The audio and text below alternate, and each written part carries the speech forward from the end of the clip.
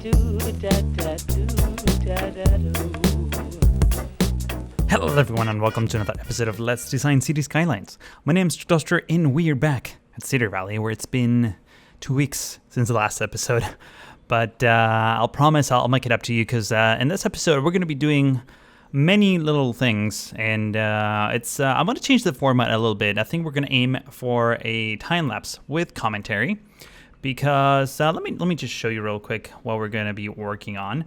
As you can see here, we have several things or several gaps in between our neighborhoods. And if you remember from the last episode, I said that I wanted to tackle and tie all these loose ends, if you will, before we start expanding the city further, because I feel like I keep forgetting to come back and fixing the different neighborhoods, and pretty much we're all over the place otherwise. So I want to start finishing, and wrapping areas and completing them. That way we can continue our focus on the expansion towards this side of the city and eventually the airport. But in this episode, I think I'm going to focus on getting this areas right here, for example, these gaps, and this areas over here. Maybe complete the road layout here. I think we also need another interchange. Maybe extend some suburban neighborhoods over on this side as well. And beautify all these little open areas. So yeah, it's a little bit of work, and that's why I decided to go for a time lapse. That way we can make quite a bit of progress, and sort of stay on schedule. So I'm going to ask my future self to start speeding up the footage, and let's begin. Well, I would say that my past self was a little bit too ambitious. We are going to accomplish quite a bit on this episode, but definitely not to the basically not all the things that I pointed out a second ago. It's now about 4.5 hours into since that last recording. Just so you know, this footage has been sped up basically 1,500 times to fit in a 25 minutes. But we're going to be starting on this area adjacent to the rail yard and our incineration plant, I think, if I remember correctly, where I just decided to have a bit of a barren land, similar to something we did on the other side of the city. I don't know if you remember several episodes ago, right next to the freeway. And basically, this is just going to be an empty area where, it's part of the rail yard, but it's an area that's not really, very much used. And as you can see, we're just having all sorts of props and abandoned cars. I'm going to add a few trains in a few seconds, but you can clearly see that I'm making this area, really rough, really detailed too, but for the most part, not really livable or anything like that. I was trying many different combinations of elements and trying to get it, just right.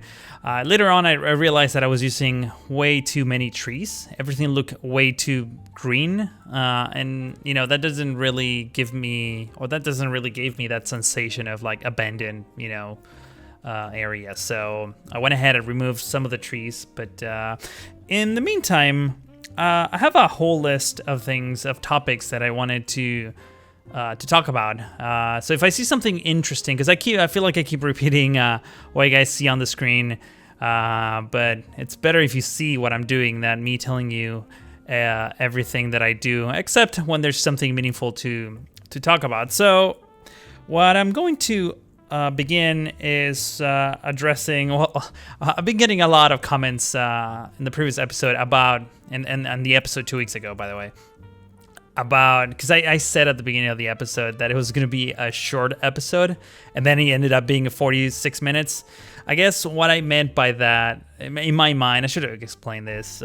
It's really my fault. But what I meant by that is that it's so this episode, like I said, was 4.5 hours. In fact, it was a little bit longer than that because it was actually 4.5 hours of recording. But there's like, a good 40 minutes in between cuts and of me thinking what to do next, which obviously is not on the footage. So a normal episode of Cities, Let's Design Cities Skylines is 5 to 6 hours in recording and production, not including editing or rendering or uploading. That takes another 2-3 hours. So I mean, that gives you an idea of why I post only one of these videos a week, and sometimes not even that. But yeah, what I meant in the previous episode by short, it's that it was maybe 2 hours in recording, if I remember correctly. And yeah, obviously that turned into 46 minutes, in between cuts and all that. But it was a relatively short episode compared to this one or, other average episodes. So I wanted for everyone to understand that. Next up, main train station. So this has been, I feel like I keep getting this comment over and over again about the 2 elevated train tracks that are on the sides of the main train station. I don't know if you remember that, but man, I'm getting kind of tired of explaining this. But at the time, right now at the moment, I'm not planning on connecting those. I know they look not great. I don't think they look terrible, but I know that they don't look great. So, I mean, 2 things about that. One thing is I'm looking for another asset to replace that one.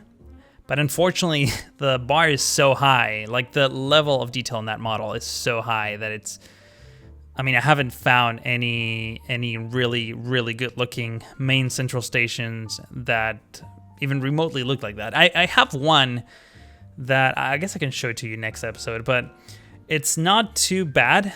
It's slightly smaller in size, which doesn't look great. But the problem is that I did try that off camera and it didn't work. So maybe I should try it again because maybe it did something wrong or, the mod was updated or something like that. But point is, until I find that, perfect asset that I want to put there, I'm going to leave the station as it is with the unconnected elevated rail. I know it just doesn't make any sense, but I really don't want to use those elevated tracks. I just don't. I think...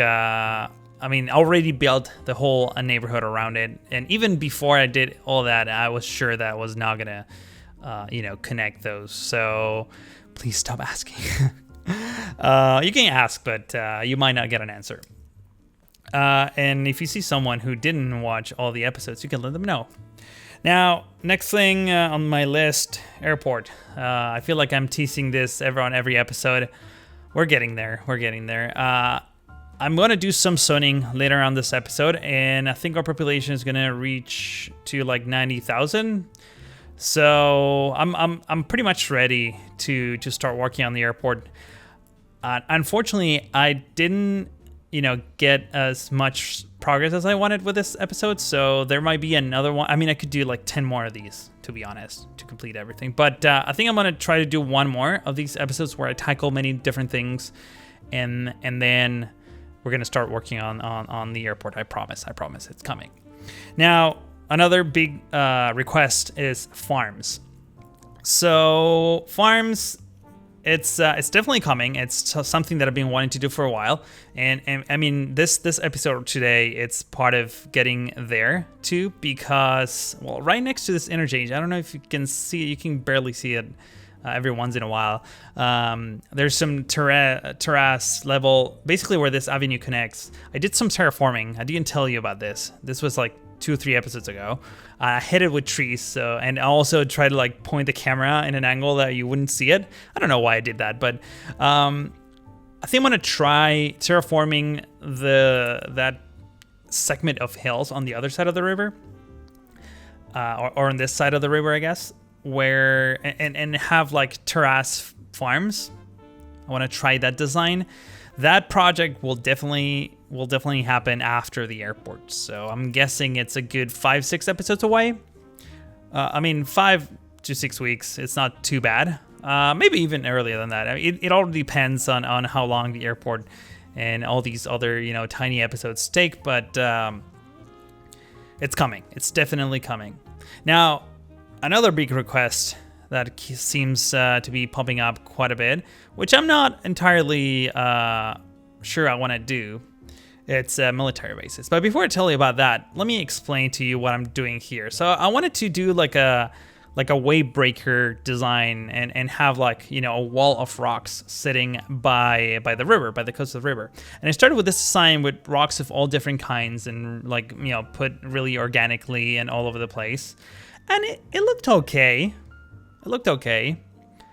But I then started trying to like, you know, add a few more details, and I realized that didn't really make sense. So I went for something a little bit more man-made, and I started, you know, playing around with the prop line tool and the tiny rocks. And I did a little segment of that, and I was just amazed by how amazing it looks. This is, right now, it's one of my favorite areas of the city, because I'm combining the tetrapods, those like rocks that are at the right by the water. Those are called tetrapods. So combining those two really created this amazing cobblestone almost texture. I mean, from far away, it looks beautiful. And I just decided, hey, let's just go nuts with it. So I'm right now I'm gonna terraform this whole area of the coast. I'm gonna create a little road to connect that pier. That's also has been a request for a while, getting it piered. I really want to build the marina too, but I think I'm gonna build that somewhere else, not necessarily here. So yeah, stay tuned for that. That's probably several episodes away, but I don't even know where exactly I'm gonna build that. But I do want to build something along those lines. But for the time being, all I'm doing here is you know, mixing it up with a few parking lots, filling some of the holes in between the rocks, because the prop line tool, since all the rocks kind of spawn in different sizes, you kind of have to, sometimes you get this gaps in between, and I was just trying to fill them out. Not necessarily all of them, but overall it looks amazing. And over here I'm just adding a fence all around it, just to like serve as a transition piece between other rocks and, you know, the road and the parking lots and pretty much everything else, so that it looks a little bit more man-made and realistic. And I was actually quite happy with how it turned out. Now, going back to, as I keep expanding this area of the city, I just wanted to explain what I was doing there, because that is a big thing that I'm really proud of, and I wanted to focus your attention there. But yeah, military bases. So military bases, it's a comment that keeps popping up over and over again. I don't know. I'll probably do them, but it's definitely not a priority of mine. It's not something that I find like amazingly fun to do. I have some military assets. I think I have a couple tanks and a few buildings, you know, things like that. What I was thinking is I might do like a prison, because that's another big one that keeps popping up. Hey, when are you going to build a prison? And so I might do like a prison / army base combo. That might work okay. So I don't know. But I definitely don't want to build that on an island. I said this many times, but I want to build it like on the outskirts of the city. So until we start expanding the city towards, you know, the outskirts, I'm probably not going to tackle that project, if that makes any sense. Now, as you can see there, going back to the time lapse, because otherwise this is a podcast.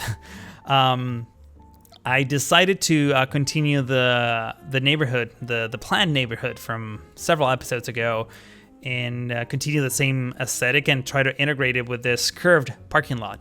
Oh, by the way, this is not a comment that, you know, keeps popping up, but it's something that I want to address, because I feel like lately I've been going nuts with parking lots, especially in the last episode. And that was I should have called the episode just parking lot frenzy or something like that.